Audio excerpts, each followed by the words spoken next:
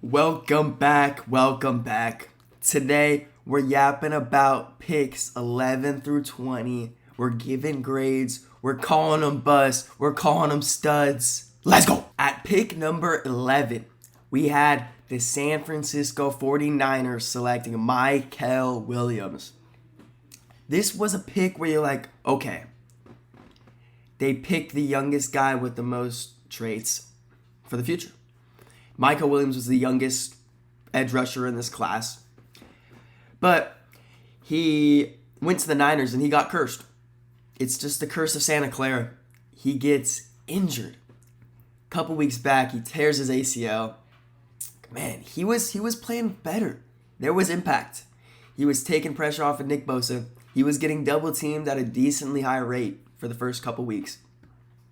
Over his first couple games, he totaled 19 pressures, over 385 snaps, which is all right.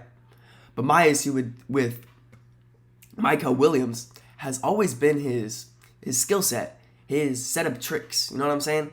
Every defensive edge needs a set of tricks, or else you look like Tyree Wilson. And that was my comp for him this whole process was Tyree Wilson. You see him, you see speed to power and nothing else.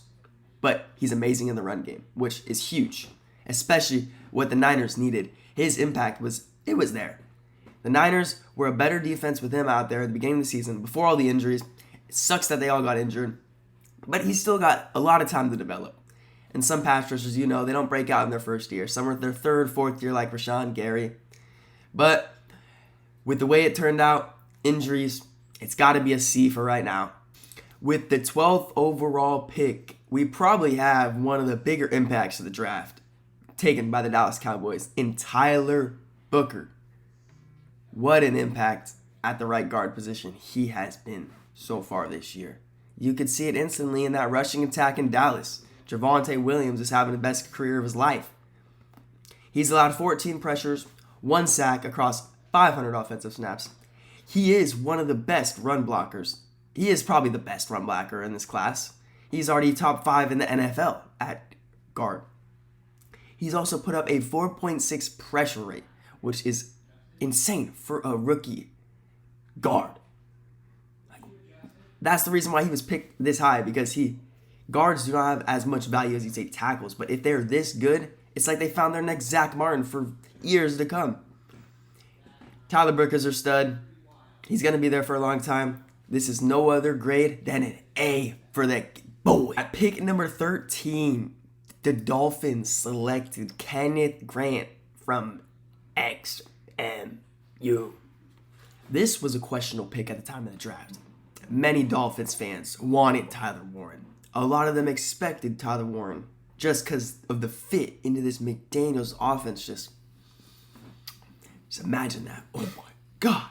He would have been so fun to watch. Especially we literally saw Waller go crazy for a couple weeks.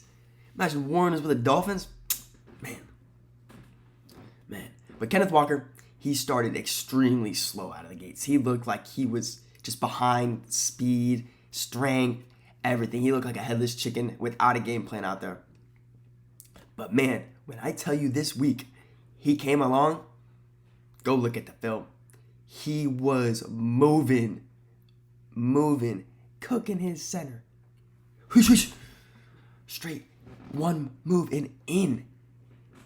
He was on the Commanders just whooping there.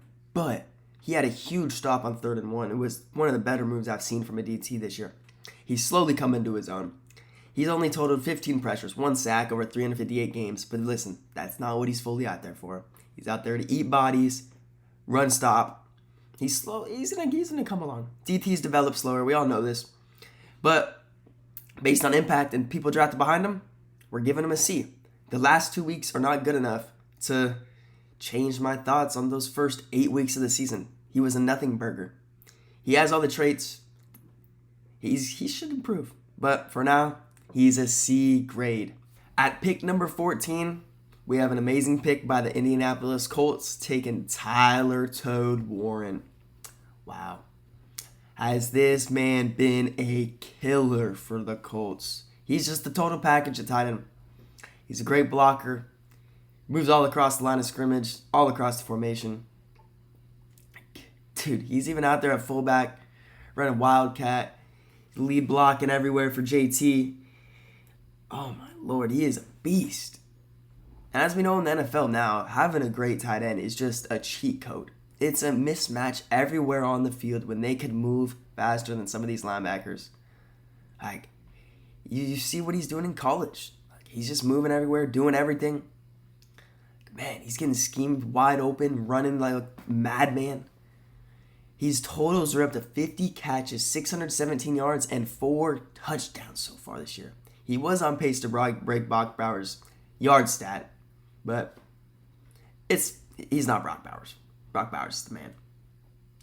But man, how about this 4th and 2 against the Falcons to put him in field goal territory to win him the game? That play, that's why you draft the dude, man.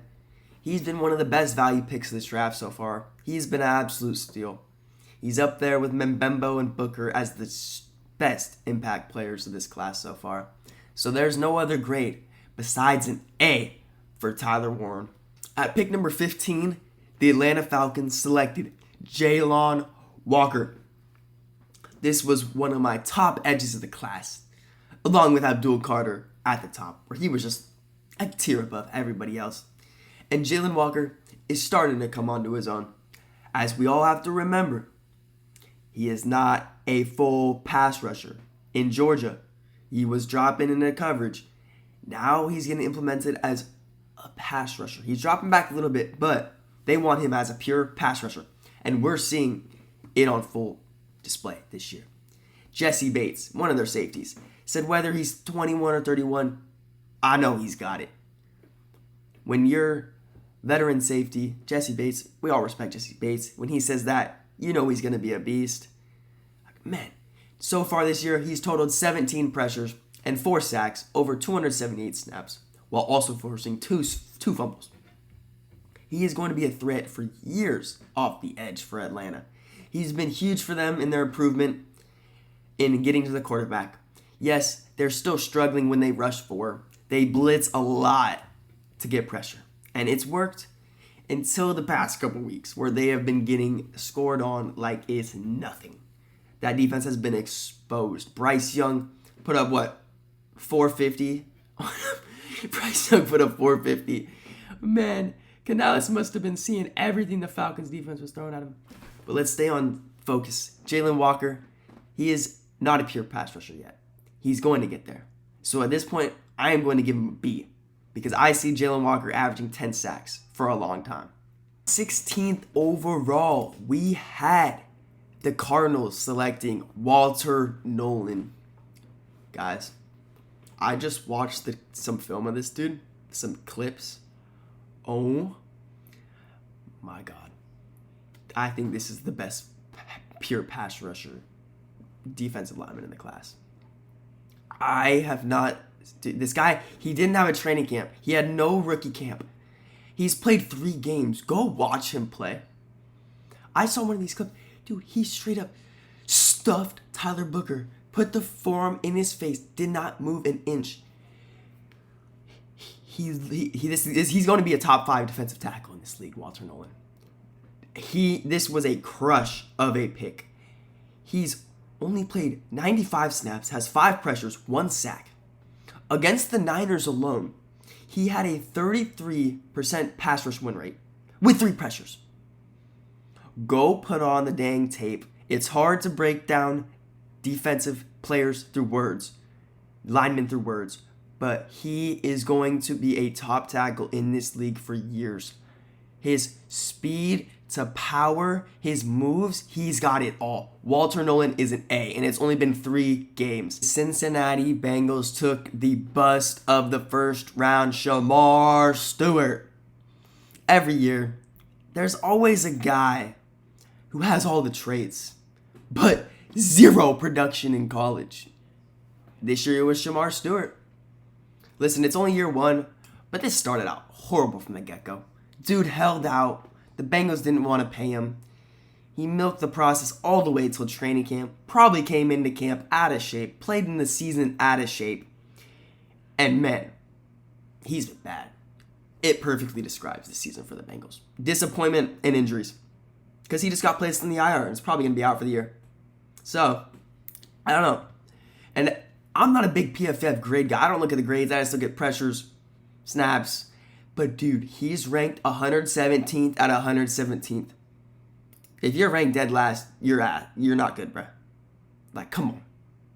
That's when we could take a PFF grade and be like, yeah, this guy is boo-boo. He's totaled 8 pressures over 177 snaps. Listen, Trey Hendrickson's been out too. So they haven't really been able to get a full balance off each other. So it's kind of got to give him some slack. But it's just an outright horrible pick by the Bengals. F for Shemar Stewart. The Seahawks took Gray Zabel, offensive guard, NDSU. This is another non-sexy, great pick. Build in the trenches. If you don't build the trenches, you have no success. It's just facts. What team has ever won without a good offensive line and defensive line? None. Over 611 snaps. He's yet to allow a sack. And just a 3.5 pressure rate. Listen, I'm all for him. He's a pretty good pass protector. His run blocking needs improvement, though, as their two guards have kind of been... it's been hard to run behind them. That's why whenever you see the success, it's usually pulls, literally tosses, K9. But we saw it last week. It got a little bit better. Last week, he did get injured, and we saw that impact in the Rams game. They started hitting Sam Darnold like it was nothing towards the end of that game. He did avoid a long-term injury, which is great. Seahawks fans absolutely love this guy. I saw a clip of him talking trash to Calais Campbell. It was hilarious. He seems like a franchise cornerstone. Gray Zabel, you get a B. Improve that run blocking. At pick 19, the Tampa Bay Bucks took Emeka Egbuka from the Ohio State. What a legend Emeka Egbuka is.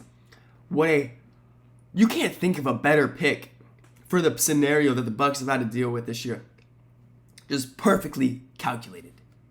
Like, dude, you can't think of a perfect scenario for him to get thrown in and just thrive.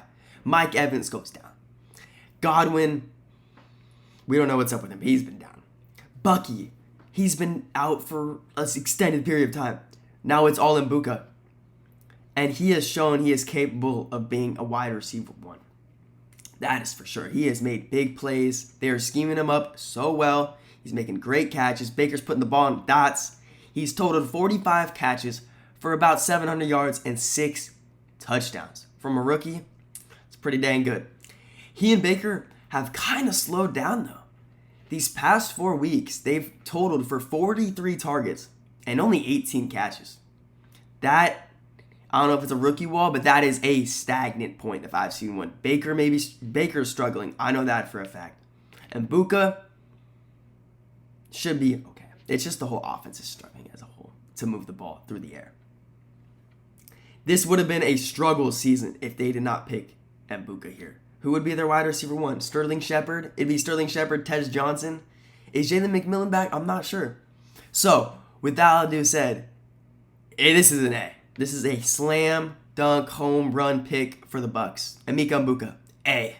With the 20th pick in this draft, the Broncos selected Jahdae Barron, who was surprisingly the first cornerback off the board at pick 20. His fit on this defense has been a little confusing. As you know, they have Pat Surtain, Riley Moss has been getting fried.